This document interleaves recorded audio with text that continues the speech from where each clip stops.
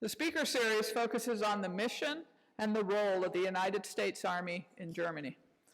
During the series, we invited senior leader guest speakers from the United States and German military and the US State Department and NATO.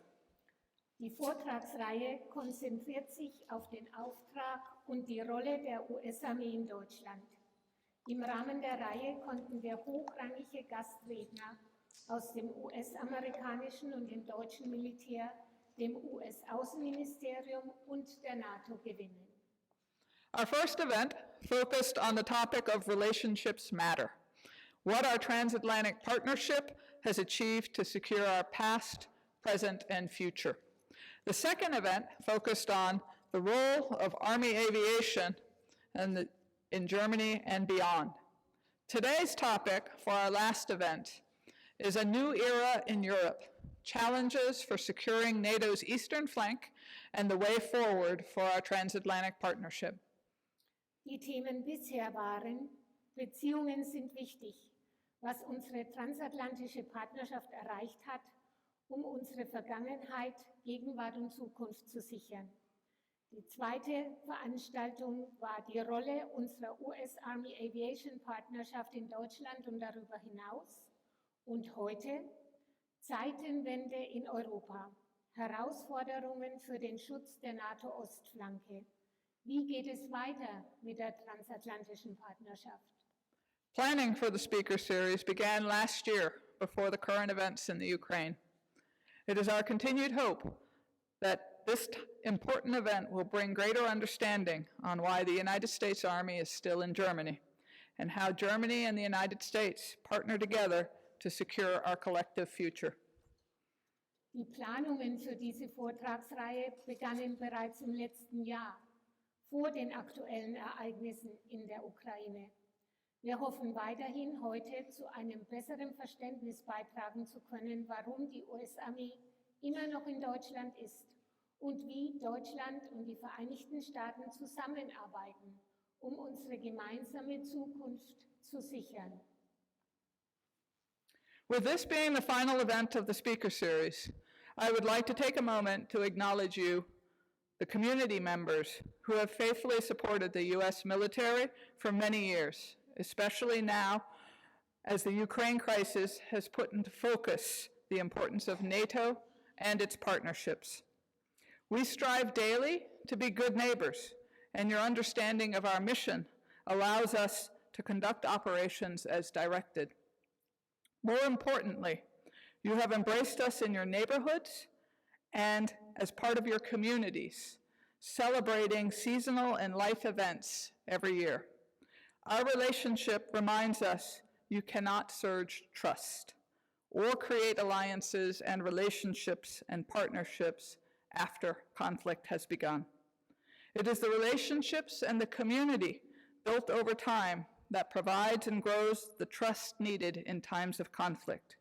We thank you for your friendship and support now during this time of conflict, which reminds us of the importance of our established relationships and communities. An dieser Stelle möchte ich mich bei Ihnen bedanken, die Sie, die US-Armee, seit vielen Jahren und besonders nun im Moment unterstützen, da die Ukraine-Krise den Fokus auf die NATO und ihre Partner lenkt.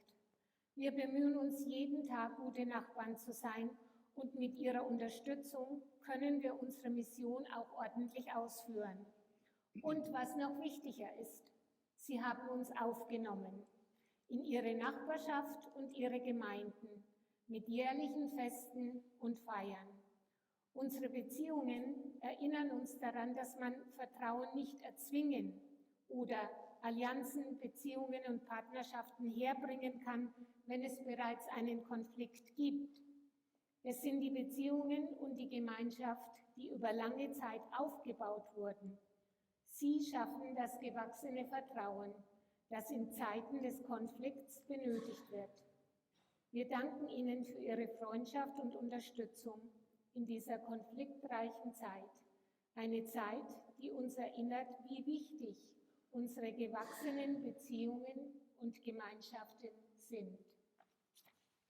As your program says, stronger together. Today, we will have a panel discussion on the future of the Transatlantic Partnership. We had 3 panel participants planned. Unfortunately, COVID still hits us. Our first panel member was going to be Colonel Walter Richter, United States Army Attaché to the U.S. Embassy in Berlin. Colonel Richter, who was very much looking forward to today, had to unfortunately excuse himself.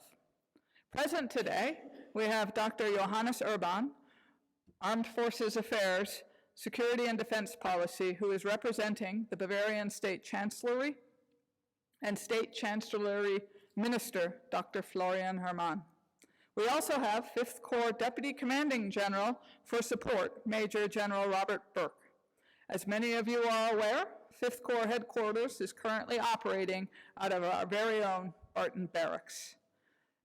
To start today's discussion, we would like to begin with the statement Colonel Richter provided us as a replacement for his ability to be here today. Heute werden wir eine Podiumsdiskussion über die Zukunft der transatlantischen Partnerschaften führen. Wir hatten 3 Podiumsteilnehmer geplant. Leider hat Covid auch uns getroffen. Unser erster Podiumsteilnehmer sollte Oberst Walter Richter sein, der US-Army-Attaché aus der Botschaft in Berlin. Colonel Richter, der sich sehr darauf gefreut hat, hier zu sein, musste sich leider entschuldigen. Wir haben Dr. Johannes Urban, Referat Streitkräfteangelegenheiten, Sicherheits- und Verteidigungspolitik, der die Bayerische Staatskanzlei und Staatskanzleiminister Dr. Florian Hermann vertritt. Außerdem haben wir den stellvertretenden Kommandierenden General des 5. Korps für Unterstützung, Generalmajor Robert Burke. Wie viele von Ihnen wissen, ist das Hauptquartier des 5. Korps derzeit in den Barton Barracks untergebracht. Wir möchten nun mit dem Statement beginnen, das Colonel Richter uns überlassen hat. So this is from Colonel Richter. Dr. Urban, Major General Burke, Colonel Hobart, esteemed colleagues. I want to first express my thanks for today's events. It is essential that we can come together, share insights and ideas about our most pressing security issues in open dialogue. In doing so, we can work together as allies towards a better future. I regret that I am unable to be with you here today for this discussion, but I am eager to hear of your discussion. Dr. Urban, Generalmajor Burke, Oberst Hobart, geschätzte Kollegen, ich möchte zunächst meinen Dank für die heutige Veranstaltung aussprechen. Es ist wichtig, dass wir zusammenkommen und in einem freimütigen und offenen Dialog Einsichten und Ideen über unsere dringendsten Sicherheitsfragen austauschen können. Auf diese Weise können wir als Verbündete gemeinsam auf eine bessere Zukunft hinarbeiten. Ich bedauere, dass ich heute nicht bei Ihnen sein kann, aber ich bin sehr gespannt auf die Diskussion. I could not be more passionate about the importance of our transatlantic alliance in confronting Russia's war of aggression in the Ukraine. If Putin was looking for weakness in the resolve of the Ukrainian people to defend their country, or weakness in the unity of the NATO alliance, he was mistaken. Ukraine has and continues to fight back hard. The NATO alliance is more united than ever. Putin's actions have turned Russia into a pariah state with an economy that will contract by some 15% this year. Ich bin von der Bedeutung unseres transatlantischen Bündnisses im Kampf gegen den illegalen Angriffskrieg Russlands in der Ukraine zutiefst überzeugt. Wenn Putin in der Entschlossenheit des ukrainischen Volkes, sein Land zu verteidigen, oder in der Einheit des NATO-Bündnisses eine Schwäche gesehen hat, dann hat er sich gewaltig geirrt. Die Ukraine hat und wird weiterhin hart zurückschlagen. Das NATO-Bündnis ist geeinter denn je. Putins Handeln hat Russland zu einem Paria-Staat gemacht, dessen Wirtschaft in diesem Jahr um ca. 15% schrumpfen wird. NATO is united and determined to defend our collective future. Together, we have reinforced NATO's eastern flank by repositioning thousands of U.S. and allied troops to reassure frontline allies and deter Russian aggression. Since Russia began its invasion, Germany has suspended certification of the Nord Stream 2 pipeline and taken the historic step to provide military assistance to Ukraine with the donation of anti-aircraft and anti-tank and personal munitions, as well as other military equipment. Die NATO ist geeint und entschlossen, unsere kollektive Zukunft zu verteidigen. Gemeinsam haben wir die Ostflanke der NATO gestärkt, indem wir Tausende von US-amerikanischen und verbündeten Truppen neu positioniert haben, um die Bündnispartner an der Front zu beruhigen und Russlands Aggression abzuschrecken. Seit dem Beginn der russischen Invasion hat Deutschland die Zertifizierung der Nord Stream 2 Pipeline ausgesetzt und den historischen Schritt unternommen, die Ukraine mit der Spende von Flugabwehr, Panzerabwehr und persönlicher Munition sowie anderer militärischer Ausrüstung zu unterstützen. More recently, Germany has announced the transfer of major weapon systems to include the Panzer Haubitze 2000 self-propelled artillery system and the Gepard self-propelled anti-aircraft system. Beyond these contributions to Ukraine, Germany has reinforced NATO's eastern flank by sending additional forces to the Baltics, as well as deploying and even donating air defense assets to a multinational task force in Slovakia. In jüngster Zeit hat Deutschland die Lieferung größerer Waffensysteme angekündigt, darunter das selbstfahrende Artilleriesystem Panzerhaubitze 2000 und das selbstfahrende Flugabwehrsystem Gepard. Neben diesen Beiträgen für die Ukraine hat Deutschland die Ostflanke der NATO durch die Entsendung zusätzlicher Streitkräfte in das Baltikum gestärkt und die Luftabwehr für eine multinationale Taskforce in der Slowakei bereitgestellt, ja sogar gespendet. Beyond military costs, Russia's invasion has created one of the fastest growing humanitarian crises in recent decades, to which our European allies and partners are providing humanitarian relief to those displaced by the terrible violence. And I know Ansbach and Ansbach citizens have been part of that. Abgesehen von den militärischen Kosten hat der Einmarsch Russlands eine der am schnellsten wachsenden humanitären Krisen der letzten Jahrzehnte ausgelöst, für die unsere europäischen Verbündeten und Partner humanitäre Hilfe für die durch diese schreckliche Gewalt vertriebenen Menschen bereitstellen. Und Ansbach tut seinen Teil dazu. The coordinated response of the US, Germany, and our allies comes at the end of many years of cooperation to support capable and interoperable NATO partners and allies. Ukraine's security forces have successfully used donated arms and equipment to defend their country. Years of security cooperation are paying real dividends. Through personnel exchanges, international military education, and foreign military sales, we have bolstered the military abilities and interoperability of our partners and allies. Die koordinierte Reaktion der Vereinigten Staaten, Deutschlands und unserer Verbündeten steht am Ende einer langjährigen Zusammenarbeit zur Unterstützung fähiger und interoperabler NATO-Partner und Verbündeter. Die ukrainischen Sicherheitskräfte haben die gespendeten Waffen und Ausrüstungen erfolgreich zur Verteidigung ihres Landes eingesetzt. Die jahrelange sicherheitspolitische Zusammenarbeit zahlt sich aus. Durch den Austausch von Personal, internationale militärische Ausbildung und ausländische Militärverkäufe haben wir die militärischen Fähigkeiten und die Interoperabilität dieser Partner und Verbündeten gestärkt. To quote the U.S. Ambassador to Germany, Dr. Amy Gutmann, Putin thought Ukraine would fall. Ukraine stands strong against his forces. He thought he would show the absolute might of Russia. Russia is shown to be no might against the force of Ukraine and their courage. He banked on NATO being split. NATO has never been more united than it is today. Die US-Botschafterin in Deutschland, Dr. Amy Gutmann, zu zitieren.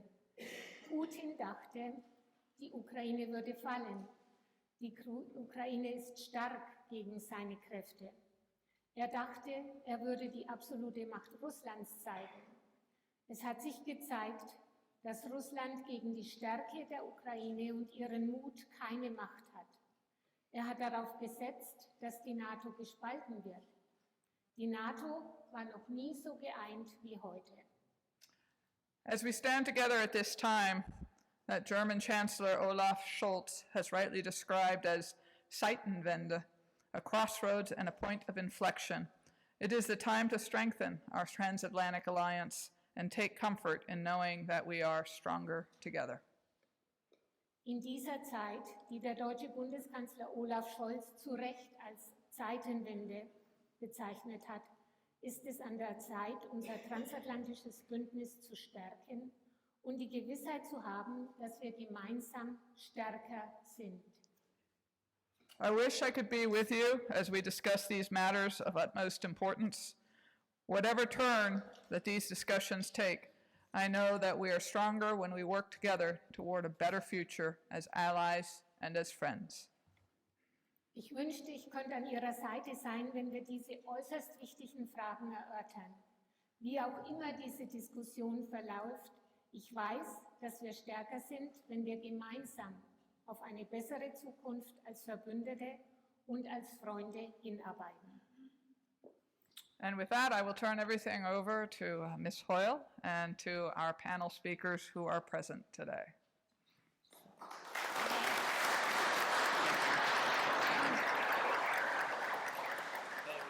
Sitting here, we go sit right here. Okay, so I think I'm up. Yes, sir. Let me introduce you, sir. Were you Our gonna? next panel member is V Corps Deputy Commanding General for Support Major General Robert Burke. General Burke, a National Guard officer, assumed his current duties in January 2021. He served as a Deputy Chief of Operations, NATO Multinational Corps Northeast, Stettin, Poland, from 2019 to 2021. As a National Guard armor officer, Burke also has a civilian career within the Indiana State Police and has had that since December 1993. His last assignment prior to taking military leave was a captain as the Indiana Area 5 Commander. Unser nächster Diskussionsteilnehmer ist der stellvertretende kommandierende General des V-Corps für Unterstützung, Generalmajor Robert Burke. General Burke, ein Offizier der Nationalgarde, trat sein derzeitiges Amt im Januar 2021 an. Von 2019 bis 2021 diente er als stellvertretender Operationschef des multinationalen Korps Nordost der NATO in Stettin in Polen. Als Panzeroffizier innerhalb der Nationalgarde hat Burke seit Dezember 1993 auch eine zivile Karriere bei der Indiana State Police. Vor seiner Beurlaubung, um aktiv im Militärdienst zu dienen, war er zuletzt als Captain der Polizei in Indiana tätig. So. Okay, great. Thank you very much for that. And before I go into my initial statement, I'd like to go off script just a little bit, and I'll pause for translation, of course. Okay. Bevor seine Ausführungen anfängt, wollte er jetzt mal ein bisschen frei erst ein paar Worte sagen. Dr. Orban and Colonel Hobart, my fellow law enforcement first responders that are here today, and even a couple fellow college alumni of where I went to school in Vermont are present in the audience as well. And to all of the members that are gathered here today, thank you very much for allowing me to be a part of this event. Also Dr. Orban, Colonel Hobart, seine Polizeikollegen, die alle hier sind, und er hat sogar Kollegen von seinem ehemaligen College hier im Raum. Er möchte alle recht herzlich begrüßen. Yes. I'm truly humbled just to be in this beautiful historic building. And on behalf of the 5th Corps, we have been extremely welcomed in just a wonderful manner into this beautiful town of Ansbach. And we truly thank you for that. Also es ist wunderschön, hier in dieser historischen Umgebung zu sein. Er möchte sich erneut einmal recht herzlich bedanken dafür, wie das 5. Korps hier in Ansbach allerherzlichst aufgenommen wurde in dieser wunderschönen Stadt. Sie freuen sich sehr, hier zu sein. I'd like to share just a brief story of something that happened to me when my young man and my aide and I went out to dinner at Enzo's Pizza, just down from Barton's Barracks. Wollte kurz eine Geschichte erzählen, als mit seinem Aide, dem Hauptmann hier hinten, zum Essen gegangen ist bei Enzo. Enzo ist, kennen Sie alle, hinter der Rewe in Meinhardswindener Straße. Yeah. It was shortly after we hosted the uncasing ceremony there on Barton Barracks. And we went out to get some dinner. And Enzo came up to us and asked me, General Burke, is that last name German? And I laughed at him. I said, no, it's actually Irish. And he said, well, I recognize you from the ceremony. And he knew who I was in civilian clothes. And I was just very humbled by the fact he knew who we were, the coverage of our ceremony here in Ansbach, and just was very welcoming into his establishment. And I just truly appreciate being here today.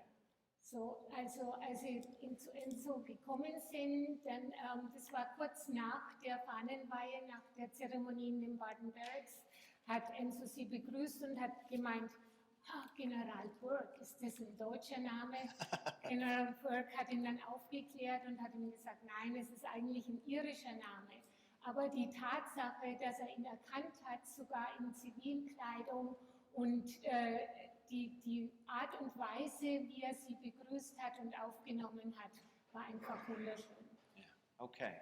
So with that, let's go into a little bit of what I've prepared for you all today, and then really look forward to the discussion of any questions that you may have for Dr. Orban and I. So there's many topics that I could cover, but I want to primarily focus on warfighting at the corps level, specifically warfighting in the land domain. And to help frame the discussion, I'll address European security opportunities and challenges, as well as how our organization of U.S. Army 5th Corps ties into this whole process. Es gibt viele Themen, über die ich sprechen könnte, aber ich möchte mich in erster Linie auf die Arbeit auf der Korpsebene konzentrieren, insbesondere auf Operationen des Heeres, um der Diskussion einen Rahmen zu geben und vor allem zu erklären, wie das 5. Korps da sich einpasst, werde ich auf die Chancen und Herausforderungen der europäischen Sicherheit eingehen und erläutern, wie sich meine Organisation in dieses Thema einfügt. So currently, 5th Corps executes these enduring mission requirements as a single headquarters operating in 3 different locations. Back at Fort Knox, Kentucky, where our main headquarters is located at. Here in Ansbach, Germany, where our main command post is now operating, and in Poznan, Poland, where our Victory Corps Forward is located, armed with situational understanding of the European theater of operations. Gegenwärtig erfüllt das 5. Korps als einziges Hauptquartier ständige Missionen von 3 verschiedenen Standorten aus. Das erste in Fort Knox in Kentucky, dann hier in Ansbach und dazu noch in Poznan in Polen. Und gleichzeitig hat es aber den Überblick über das europäische Einsatzgebiet. So Victory Corps Forward in Poznan is an extension of the main command post, technically at Fort Knox, Kentucky, but here in Ansbach now. Focused on theater requirements and serving as the controlling headquarters for specific operations. And then on order, our tactical operations center will deploy in support of exercises, specifically security cooperation initiatives and other operations as deemed fit by the commander. Das Victory Corps Forward in Poznań ist die Erweiterung der Einsatzführung in Fort Knox oder jetzt in Ansbach. Es konzentriert sich auf die Erfordernisse im Einsatzgebiet und dient als Hauptquartier für ganz bestimmte Operationen. Auf Befehl wird der mobile Kommandoposten zur Unterstützung von Übungen, individuellen Sicherheitskooperationsinitiativen, that's a German word for you, sir, und ähnlichen Operationen mobil gemacht. What word was that? Sicherheitskooperationsinitiativen. It's half a line in one word. Only Germans can do that. Okay, couldn't have said it any better myself. We have a long word for everything. Yes, yes. Okay. So the presence of 5th Corps forward footprint in Poznan, Poland enables 5th Corps to quickly surge command and control capability forward and manage the current dynamic security situation and the addition of U.S. combat power contributions to the NATO alliance. The main command post and our rear command post deployed into the European AOR due to the current hostilities with Ukraine, while maintaining the rear detachment back at Fort Knox, Kentucky. So the main and the rear, we're consolidated right now, our 2 command posts here in Ansbach.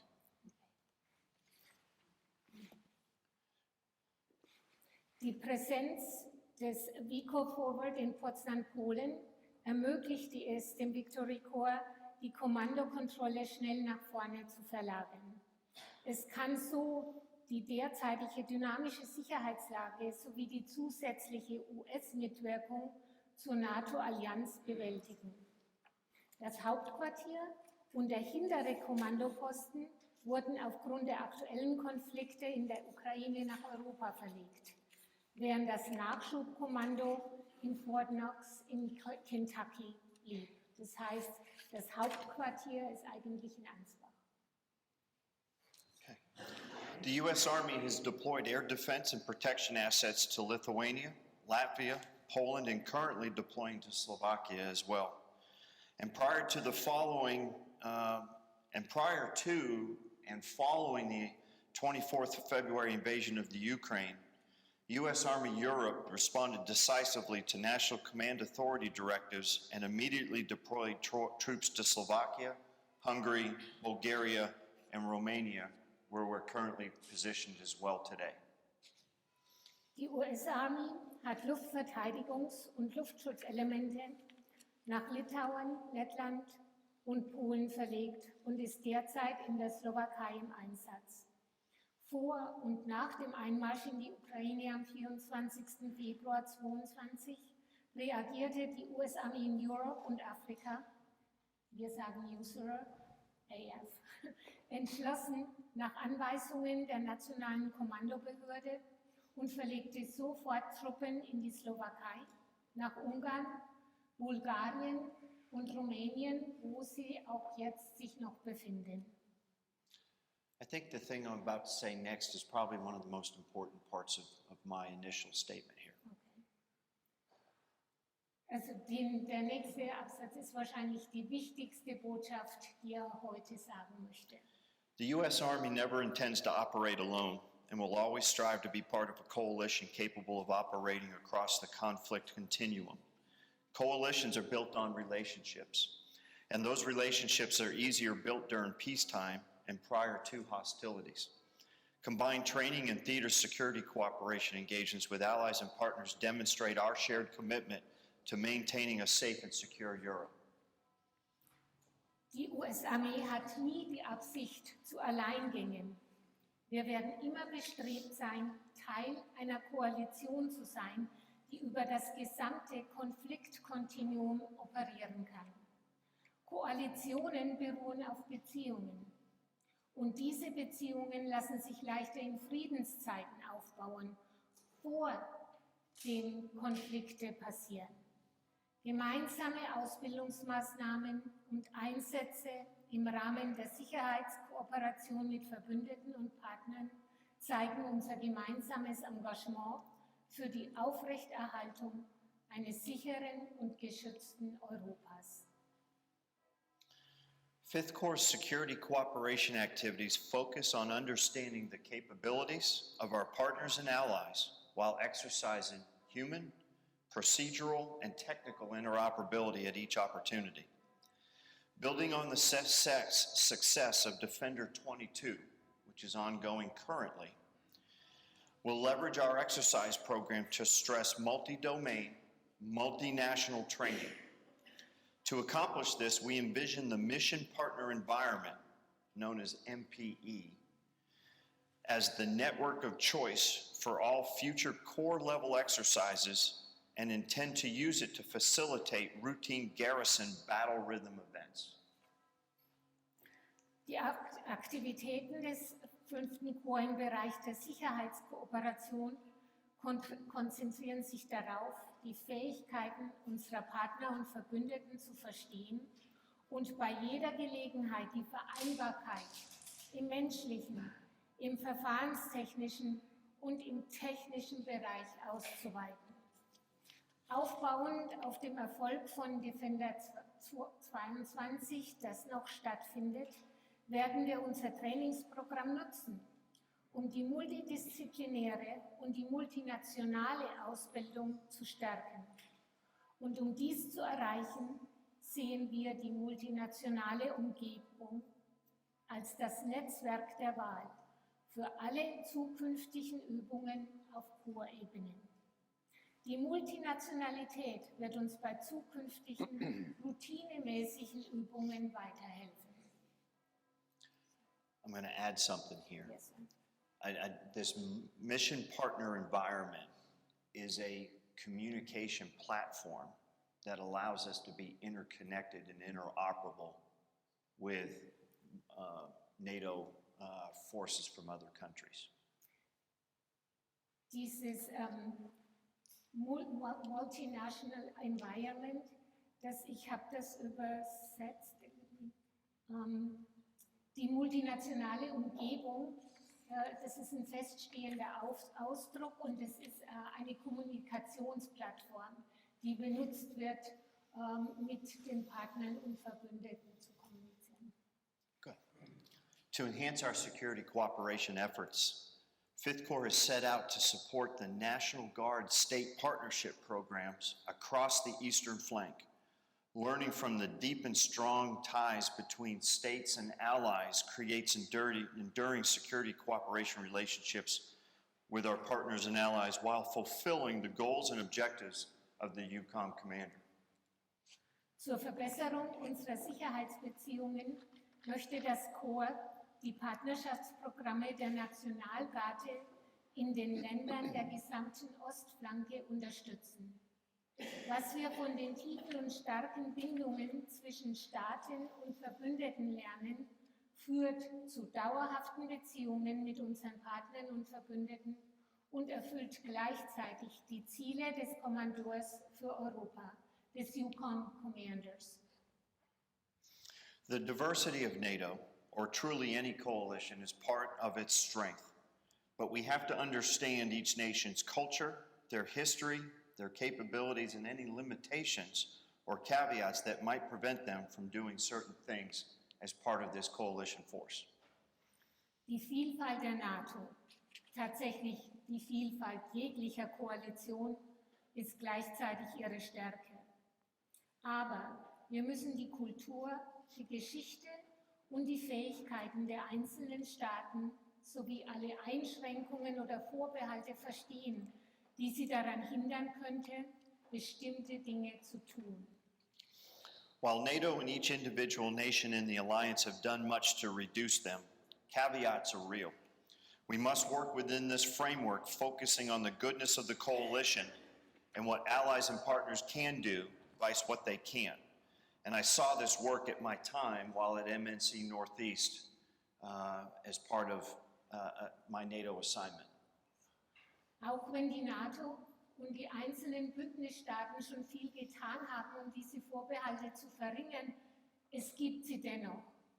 Wir müssen innerhalb dieses Rahmens arbeiten und uns dabei auf die Vorteile des Bündnisses konzentrieren und darauf, was die Verbündeten und Partner tun können und was nicht. Ich habe während meiner Zeit beim multinationalen Korps Nordost gesehen, dies funktioniert. With a better understanding of each coalition member, we need to deliberately look at to achieve unity of effort and ideally unity of command, and everybody marching in the same direction. Wir müssen die einzelnen Koalitionsmitglieder besser verstehen und uns dann bewusst um eine einheitliche Vorgehensweise und idealerweise um eine einheitliche Befehlsgewalt ringen. Das heißt, alle müssen in dieselbe Richtung marschieren. We should then task organize based on capability and any limitations. All of us have something to offer. Every element is important, and through the optimized use of forces, we become much stronger. Dann sollten wir die Aufgaben je nach Fähigkeiten und nach Einschränkungen organisieren. Jeder von uns kann etwas gut. Jedes Element ist wichtig. Und durch den optimalen Einsatz der Kräfte werden wir viel stärker. We must train and practice interoperability in peacetime, and at every echelon apply lessons learned into the next training opportunities. This will speed up our learning cycle and improve interoperability amongst our formations. Wir müssen die Kompatibilität in Friedenszeiten auf allen Ebenen trainieren und die gewonnenen Erkenntnisse bei der nächsten Trainingsmöglichkeit anwenden. Dadurch lernen wir schneller und dies wiederum trägt zu Interoperabilität bei. And so joint U.S. Army Europe, Africa, and NATO exercise programs facilitate exactly this and supply more training opportunities than really we can all fill. I'd encourage each of you to look at these opportunities into the future, which is kind of missing here a little bit, the opportunities that there's a vast amount in the military domain for training opportunities. Okay. Gemeinsame US Army in Europe und NATO-Übungen erleichtern dies und bieten uns eigentlich viel mehr Ausbildungsmöglichkeiten, als wir überhaupt wahrnehmen können. Dies gilt vor allem in der Zukunft. Sie sollten ausgeweitet werden und man sollte sehen, dass das immer mehr werden kann. And finally, trained and interoperable multinational, multi-domain land forces are the past, the present, and really where we're going to into the future. Und schließlich gut ausgebildete und interoperable multinationale und multidisziplinäre Landstreitkräfte sind die Vergangenheit, die Gegenwart und die Zukunft.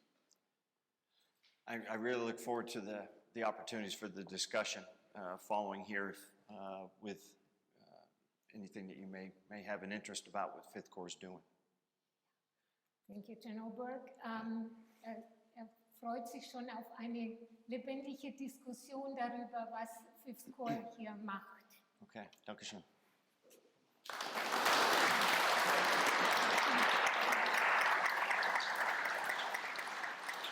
Thanks. So it is now my honor to introduce Dr. Johannes Urban from the Armed Forces Affairs, Security and Defense Policy section of the Bavarian State Chancellory. Today, he represents the Bavarian State Chancellory and the State Chancellery Minister, Dr. Florian Herrmann.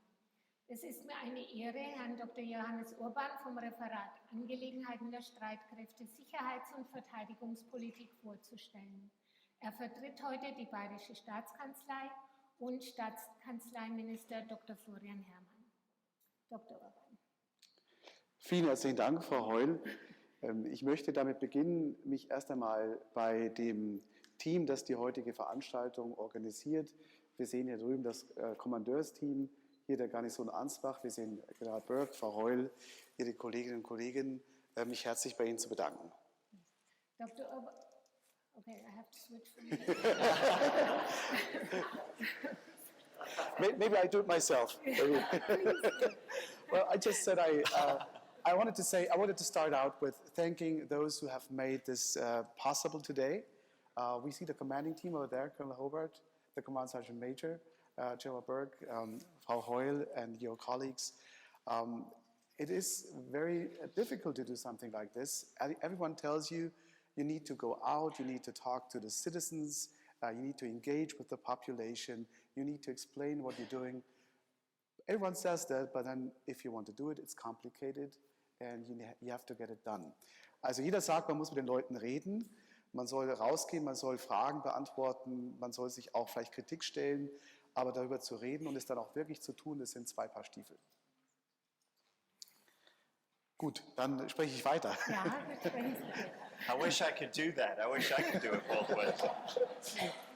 It would make it easier, wouldn't it? I was born in this country, it's more easy for me. So. Eigentlich haben Sie verdient, dass ein Minister vor Ihnen spricht, Dr. Florian Herrmann, der Staatskanzleiminister, wäre wirklich sehr gerne da. Er hätte diesen Termin, glaube ich, vorgezogen, aber er kann nicht da sein. Ich soll Sie alle herzlich von ihm grüßen.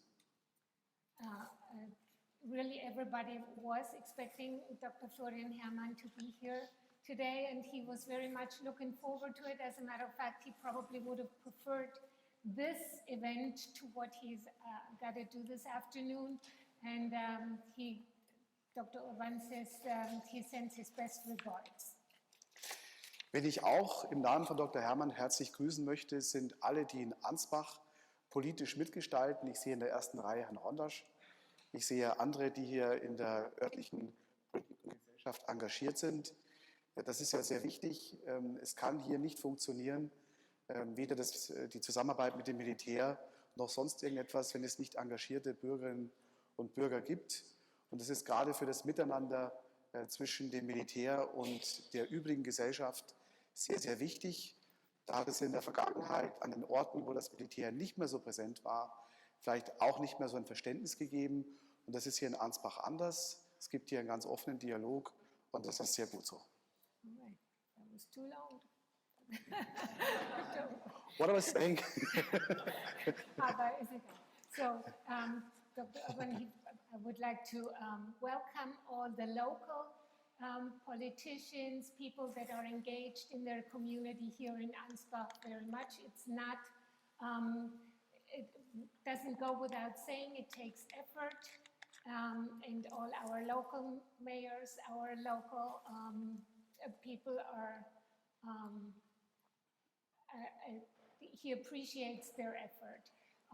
Also, it's not always the same. In Ansbach, we have a very open and free dialogue, and that's much appreciated from the State Chancellory as well.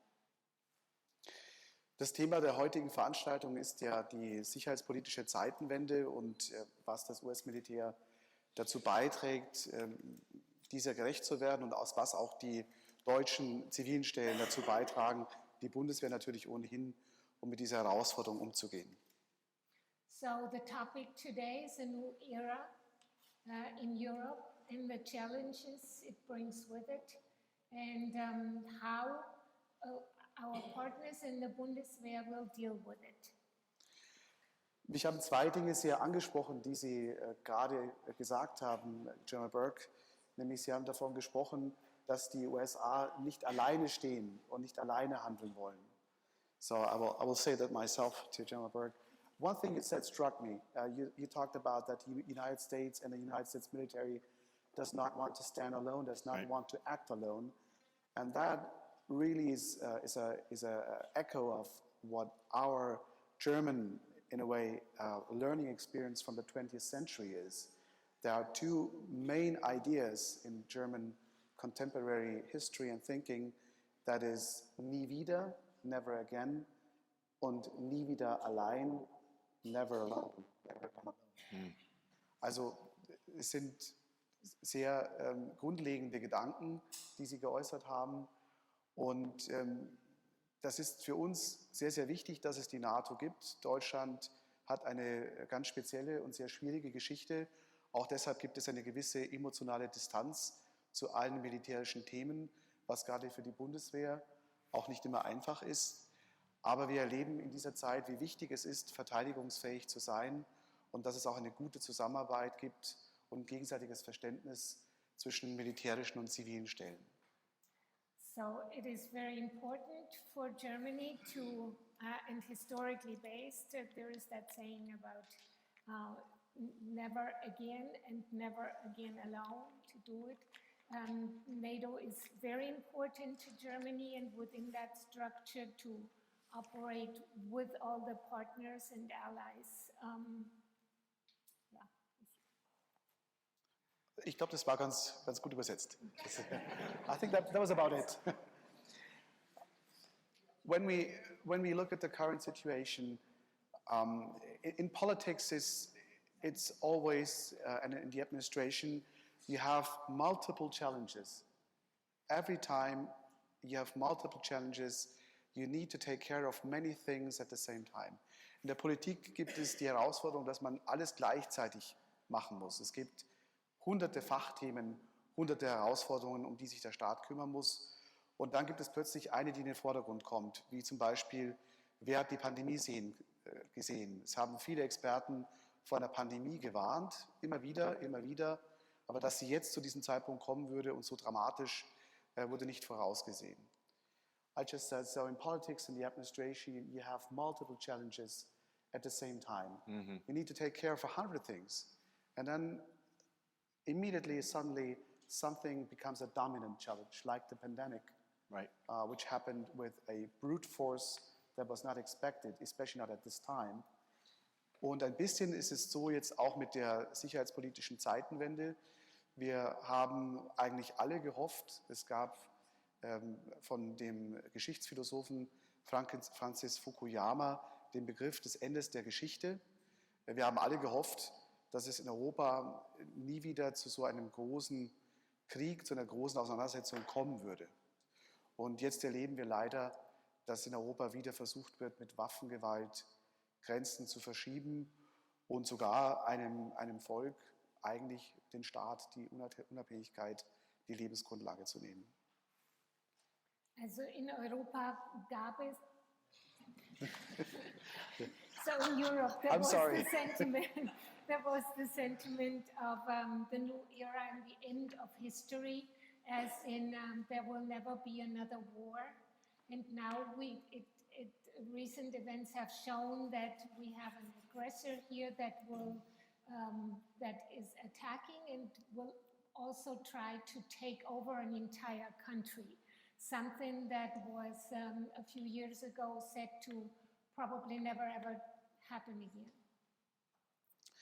Jetzt müssen wir uns dieser Realität stellen. Das ist nicht einfach, das erfordert große Anstrengungen. Sie alle wissen von dem Sondervermögen von 100 Milliarden. Ich übersetze das mal, das sind 100 Milliarden Schulden, die gemacht werden müssen, um jetzt die Verteidigungsfähigkeit Deutschlands entscheidend voranzubringen. Das ist eine enorme Anstrengung und ich glaube, ich darf das so sagen, alle öffentlichen Stellen in Deutschland sind sehr froh, dass wir in dieser Situation eben nicht alleine stehen, sondern dass es eine NATO gibt. Und wir sind auch sehr froh, dass die Vereinigten Staaten die strategische Geduld hatten, über all diese Zeit in Europa präsent zu bleiben. Und das hat ja auch erhebliche Kosten. So now we have to face reality. The German Parliament decided on 100 billion euros special budget. Dr. Urban translates it to a loan, going into debt.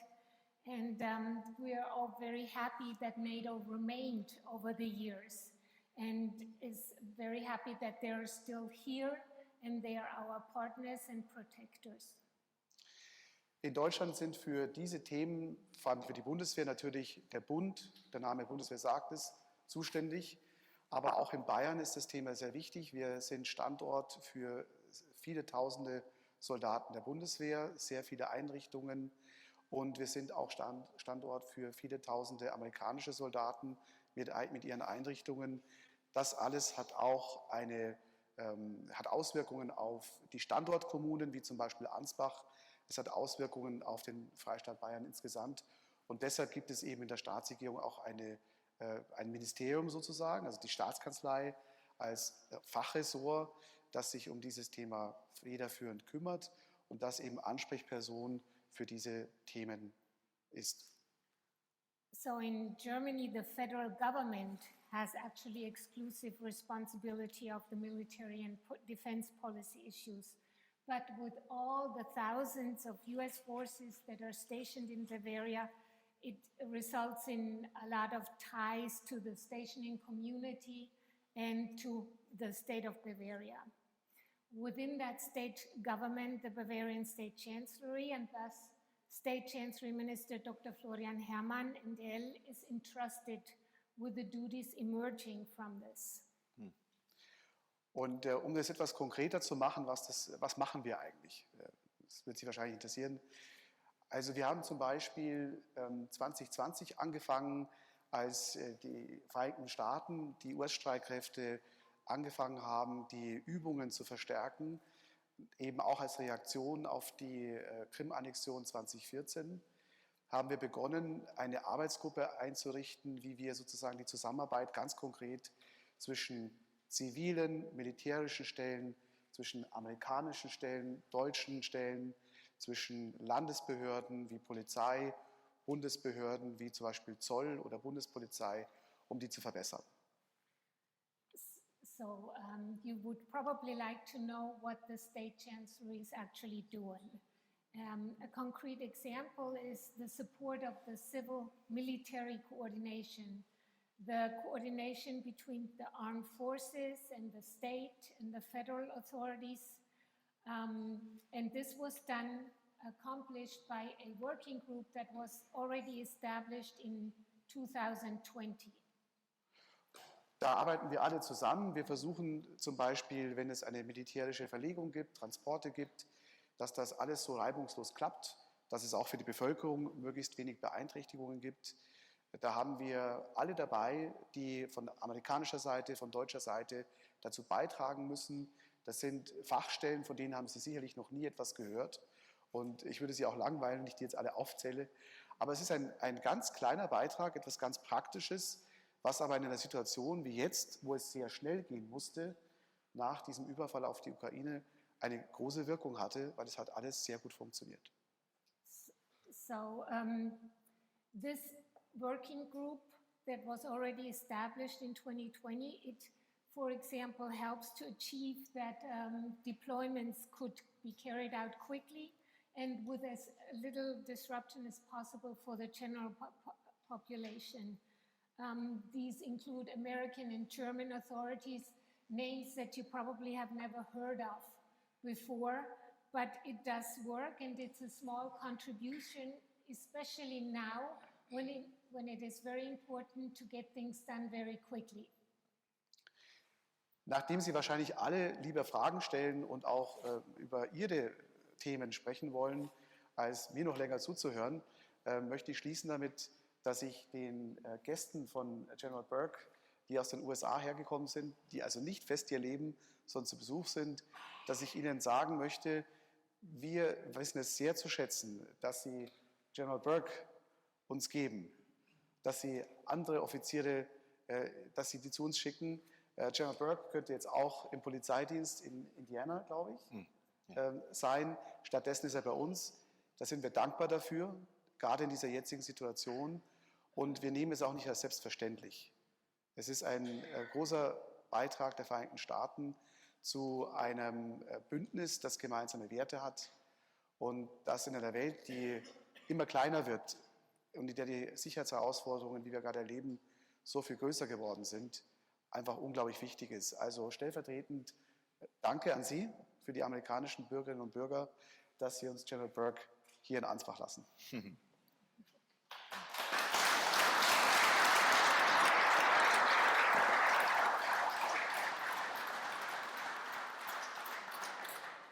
Okay, so Dr. Urban got some applause from all the Germans because he is saying that very much Germany and the State Chancellery and on behalf of the State Chancellery, he wants to say we appreciate very much Fifth Corps being here. Thank you. You are here in Germany away from families rather than being at home or possibly in a civilian job. And you're here to stand by Germany. Yep. It's a huge contribution. And in a world that is getting smaller every day, it's very important for us to have the support of 5th Corps here in Ansbach. Great. Thank you. Thank you very much. That's it for the moment. So I think we are open to your questions. Vielen Dank fürs Zuhören. Damit freue ich mich auch auf Ihre Fragen. All right.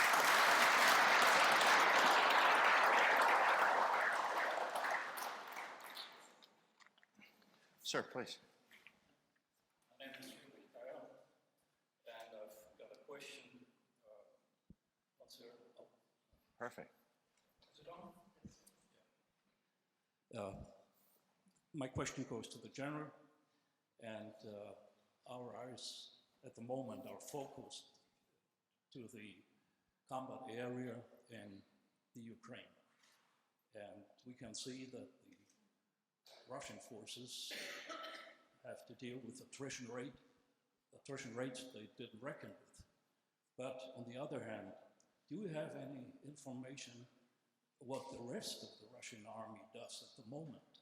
Where are they deployed, what they are up to, what's, say, Belarus planning, what's Wagner Group planning, and what's happening in Kaliningrad, for example, in Syria. Is there any information to that? Well, I'll be honest with you. Yeah. So Oh, yeah. Okay. So, bloß ganz kurz, die Frage war, ob es eigentlich Informationen gibt, was der Rest der russischen Armee im Moment macht. Es gibt ja noch andere Herde, die, wo vielleicht irgendetwas passieren könnte. Der Herr nannte Kaliningrad zum Beispiel oder Belarus. Gibt es Informationen dazu? That's a very deep question with a lot of topics of discussion in there. And there's certain things, I'll be honest with you, I can't share with you because they're classified. And I think you would understand that. But let me tell you some of my, just what, to some of your question, the answer is yes. And I'll explain that here in a second. Also, das ist natürlich eine sehr tiefe Frage. Und manches kann er Ihnen einfach auch nicht beantworten, denn da geht es einfach um Geheimnisse, die er nicht mitteilen kann. Aber grundsätzlich ist die Antwort ja. Let's go back in a little bit in time, and let's call this what we call indicators and warnings. From the very beginning, we were able to watch as an alliance with a lot of information sharing and a lot of information collection on the activities of the Russian forces. And so everything that's been going on to date has not been a surprise to us from what we've been able to see. Es war natürlich so, dass es von Anfang an Warnungen und Anzeichen gegeben hat. Es hat ganz viel Informationssammlung gegeben, viele Sachen, die zusammengelaufen sind, sodass man von seiner Perspektive aus beobachten konnte und wusste, was kommt. When it comes to monitoring all of the Russian force activities throughout Kaliningrad, Belarus, Russia proper, there is a collection of not just US, but all of NATO collection watching exactly what is going on when the Russian forces' current array. Let's do So, that. insgesamt ist es so, dass, oh no, I can't read my writing, dass durch die Beobachtungen der US-Armee und viele Informationen, die gesammelt wurde, schon unheimlich viel sich herausstellt.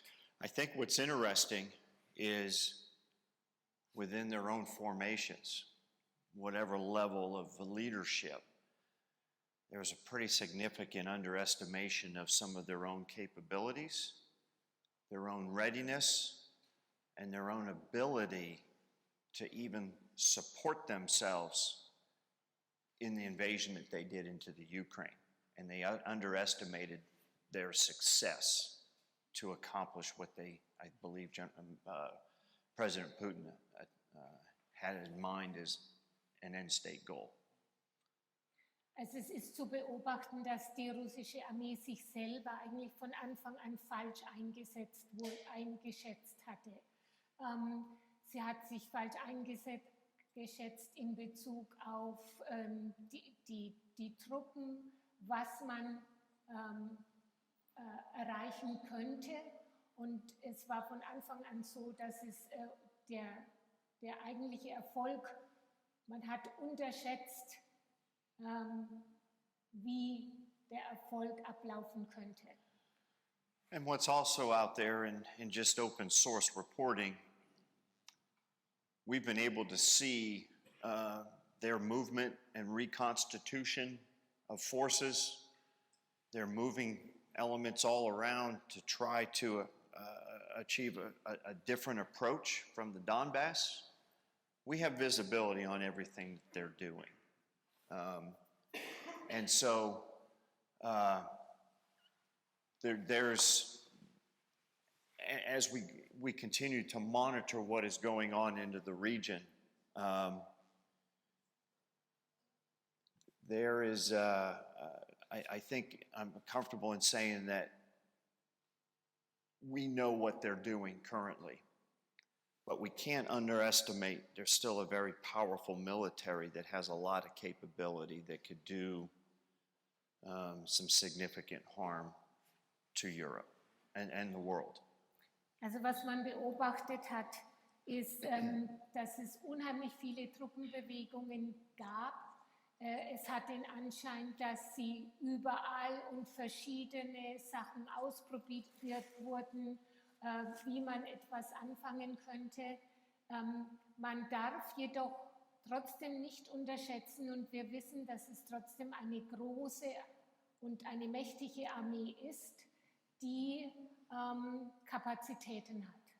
And I think I just would close with saying that we can't underestimate them, but we also don't know what's in the mind of their leader.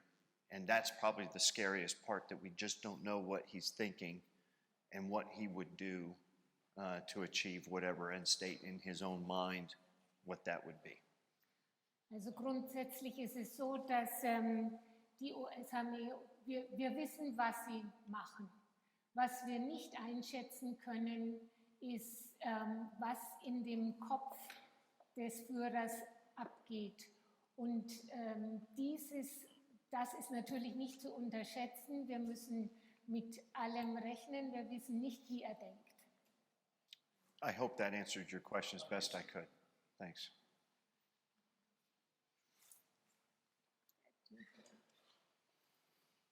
Vielleicht anschließend, was Sie gerade gesagt haben, wir wissen nicht, was er denkt und was er vorhat, wir wissen, was er gemacht hat, wir wissen auch, wie alles zustande kam, wir kennen auch den Auftrag der NATO, der Verteidigung, der Selbstverteidigung.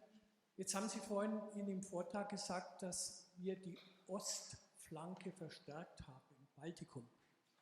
Flanke ist aber das militärische Begriff. Glauben Sie wirklich, dass der Putin, sondern die Russen ist ja mit der Putin, der böse Mann, ob der wirklich mal die NATO angreift? Glauben Sie das wirklich? So we have heard that you fortified the eastern flank of NATO, and that we don't know what Putin, he says, let's just call him, that's the bad guy, Putin, we don't know what he's doing. Do you honestly believe that he may try to attack NATO? That was to Dr. Orban, right? Nice try. That's a very good question. I would hate to speculate because I don't know what he's thinking. But let me just tell you what we have done on behalf of both the US and NATO as a whole. Also will natürlich auf gar keinen Fall spekulieren. Kann sagen, was seitens der US-Armee und seitens der NATO getan wurde. As you know, NATO is a defensive formation.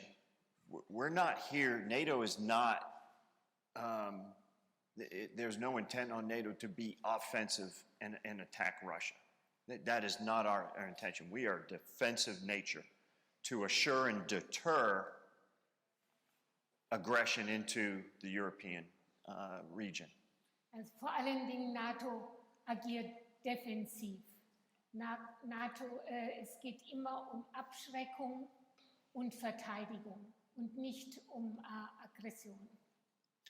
And so similar, because of what happened in 2014 with the invasion of Crimea, NATO established enhanced forward presence battle groups in Poland and up into the Baltic nations. So ähnlich wie es in 2014 schon gemacht wurde, wurde diese östliche Flanke verstärkt. All of those battle groups, the 4 of them, had significant contributions from multiple nations throughout all 4 of those battle groups, with the intent to deter any further aggression into the European region. Und es waren, wie eben damals auch schon, 4 multinationale Kampfgruppen, die die östliche Flanke verstärkt haben. Not knowing what Mr. Putin's intentions are to further come out of the Ukraine, there's been talk of Moldova, there's been talk of Georgia. We don't know. So because of that, we are replicating what we did in the north along the southern countries as well on that eastern flank of Slovakia, Hungary, Romania, and Bulgaria. So, weil man eben nicht weiß, wie der Herr Putin denkt, wurde die Flanke, was im Norden gemacht wurde, gleich auch im Süden gemacht. Und zwar die Verstärkung der Ostflanke in Moldawien, in Georgien und dann auch Rumänien und gegen das Schwarze Meer. This response to the aggression in Ukraine has been led by the U.S., but it's been with each one of the host nations. We have done this together with host nation forces to establish at least that initial enhanced vigilant activity, that battle group together, until NATO determines what the long-term presence is going to be along our front. Es war zwar so, dass die US-Armee viel dazu beigetragen hat, diese Aggression gegen die Ukraine zu verteidigen, aber es war immer innerhalb der NATO. Und es wird auch nur so lange sein, bis die NATO in sich genau einen Plan hat, wie es weitergeht. Just one more point to your question, and then if you have further. I don't know what Putin's intentions are if he were to attack NATO, if that's in his thought process. I don't know. We are here to hopefully deter him from doing that, but we're also prepared to react if he does. Wie gesagt, weiß nicht, was Herr Putin vorhat, aber er weiß, dass sie dazu da sind, ihn hoffentlich davon abzuschrecken und im Notfall aber auch zu verteidigen. Ich hätte jetzt nichts mehr dazu gesagt, aber ich muss es sagen, weil Sie was gesagt haben. Der Herr General hat gesagt, dass wir auch die Südflanke verstärkt haben. Wir haben Moldawien gehört nicht zur NATO, haben wir verstärkt. Ich habe vor wenigen Jahren auch in der FLZ gelesen, dass Panzer gesehen wurden in Moldawien. Glauben Sie nicht, dass das eine Provokation sein kann dem Putin gegenüber? So he said Moldavia isn't part of NATO. Say that again, I'm sorry. That Moldavia is not part of NATO. No, it's not. And he is wondering whether that could be seen as a provocation if tanks actually, as has been told, tanks have been seen in Moldavia. I don't want to speak for the presidents of our nations and for the leaders of NATO. I think that's a political decision. I think you have seen what our collective response has been for the Ukraine that is non-NATO. I would make an assumption that anything into Moldova would probably be a similar response, but that's not a military decision to make. I think that's a political leader decision.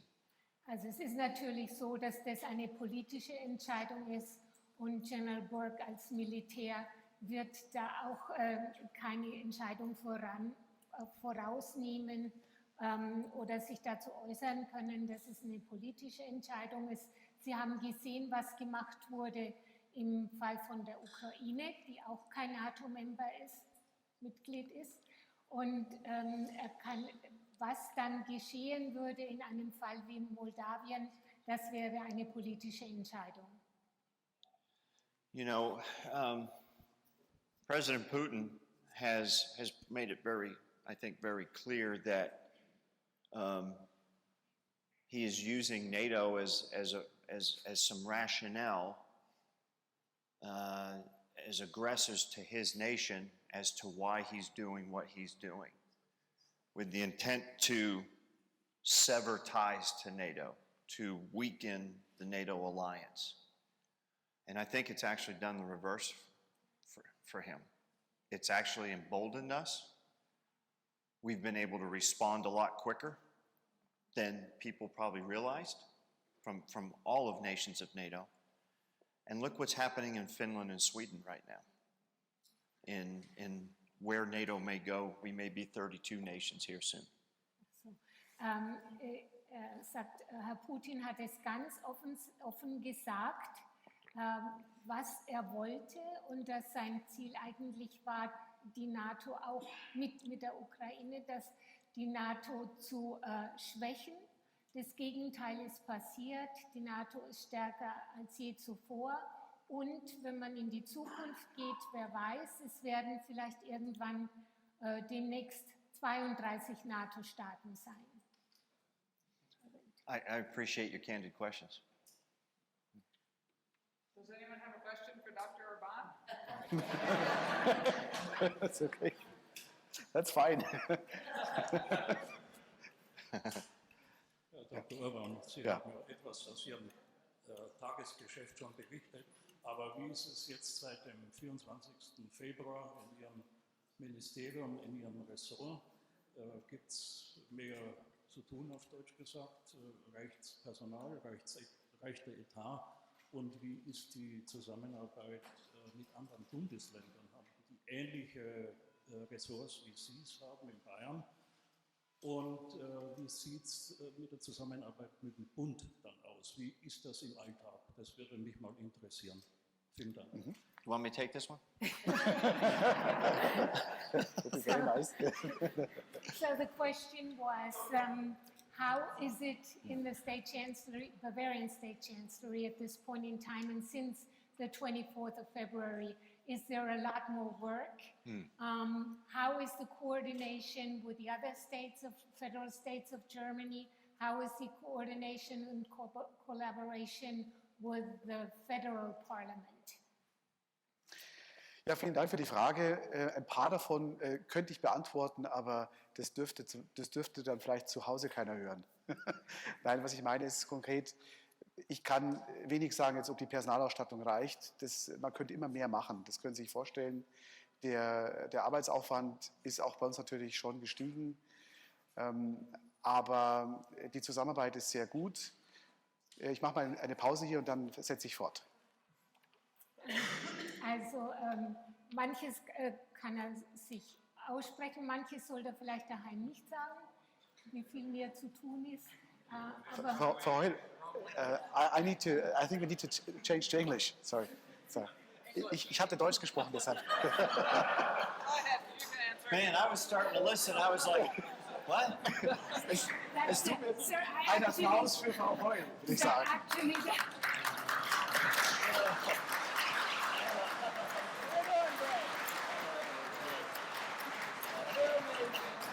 sir, that's what I need to do is look at you and You want my tell. glasses?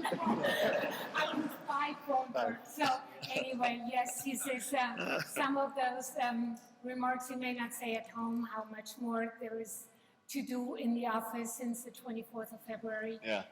But there is, and the coordination with the federal parliament is really good. Good. Um Ihre Frage in zwei Fällen konkret zu beantworten. Wir haben einen Austausch auch mit den Kollegen in anderen Bundesländern, die zum Beispiel auch viel Bundeswehr und viel amerikanische Streitkräfte haben. Das sind Hessen, Baden-Württemberg, Rheinland-Pfalz. Wir tauschen uns aus, wie sind die aktuellen Entwicklungen, weil es natürlich auch viele Bundesländer gibt, für die diese Themen nicht so naheliegend sind. Unterhält man sich mit denen, für die das ein Thema ist. So there is especially vivid exchange with the other federal states of Bavaria, states of Germany that do have a lot of forces stationed, namely Rheinland-Pfalz, Hesse, Baden-Württemberg. There are experts in those state parliaments as well, and there is a vivid exchange, and they can coordinate and consult with each other. Dann die Zusammenarbeit zwischen Bayern und der Bundeswehr ist ganz hervorragend. Wir haben in München das Landeskommando Bayern, das sozusagen die Territorialorganisation ist, an der Spitze General Hambach. Wir haben in ganz Bayern viele Standorte mit Standortältesten, mit den Kommandeuren vor Ort. Da gibt es ein sehr gutes Miteinander. Wir hören dann auch, wenn vielleicht irgendwo etwas nicht optimal ist. Das gehört auch zu unseren Aufgaben, dass wir uns darum bemühen, dass Standorte erhalten bleiben, dass sie vielleicht auch, wo es möglich ist, sich positiv entwickeln. So the cooperation between the State Chancellery and the Bundeswehr is excellent.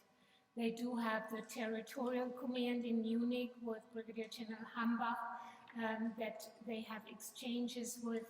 They also have close coordination with individual installations and within the state, and they know and hear if something is not going right or something needs to be addressed. Und um ein Beispiel zu geben, wir haben als Freistaat Bayern, ich glaube 3 Wochen oder 2 Wochen nachdem der Angriff erfolgt ist, eine Initiative in den Deutschen Bundesrat eingebracht. Die können Sie auch im Internet nachlesen, und zwar mit 3 Dingen. Erstens Vorschlägen für ein Sofortprogramm zur Stärkung der Einsatzbereitschaft der Bundeswehr. Zweitens Vorschläge, wie die Bundeswehr noch stärker auf die Landes- und Bündnisverteidigung ausgerichtet werden kann. Und drittens konkreten Vorschlägen, wie man die Sicherheitsarchitektur, die deutsche Sicherheitsarchitektur, jetzt auf diese Zeit, nach dieser Zeitenwende, auf diese neue Realität besser einstellen kann. So to show, or as an example, almost immediately, about 2 weeks after the 24th of February, the state of Bavaria petitioned within the federal and brought proposals to the federal parliament of Germany with the following. With a 3-part program. First, a program to reduce or to increase the readiness of existing weapons platforms. Secondly, how to transform the Bundeswehr to be even better able to deal with the defense of the alliance. And thirdly, changes to our federal security architecture. Yeah. So to react to this new situation. If I may just add briefly to your comments there, you know, just like 9/11 was an impact of the world in the attack on the trade towers in New York City, the invasion into Ukraine, February 24th is another one of those dates that I think will change the European landscape, not just militarily, but I think politically, across the full spectrum of the instruments of power on just what the future looks like. I think is significantly changed, and 24 February will be one of those dates that all of us will remember of the atrocities of what we're seeing. So General Burke sagt, genauso wie der 11. September so ein Datum war, das die Welt verändert hat, wird es der 24. Februar auch sein, der die gesamte europäische Landschaft spezifisch verändert hat und auch die Welt. Er glaubt, dass man in der Zukunft es dann so sein wird, dass jeder weiß, was der 24. Februar war. Thank you. So I want to thank everyone. I don't think I'll ever be known for my sense of timeliness, but I appreciate everyone's interest as we went over. And right now, what we would like to do is present a token of our appreciation for our presenters today. Er sagt vielen Dank und es wird wohl nie so sein, dass sie für ihre Pünktlichkeit berühmt wird, aber jetzt würde sie gerne ein Zeichen ihrer Anerkennung an die Redner überreichen. So for Major General Burke, Thank you one very of our much. garrison coins, Karen. made by our very own Department of Public Works. Thank you very much. Thank you. Very nice. It's beautiful. Thank you. Dankeschön. Thank you so much. Thank you very much. That's great.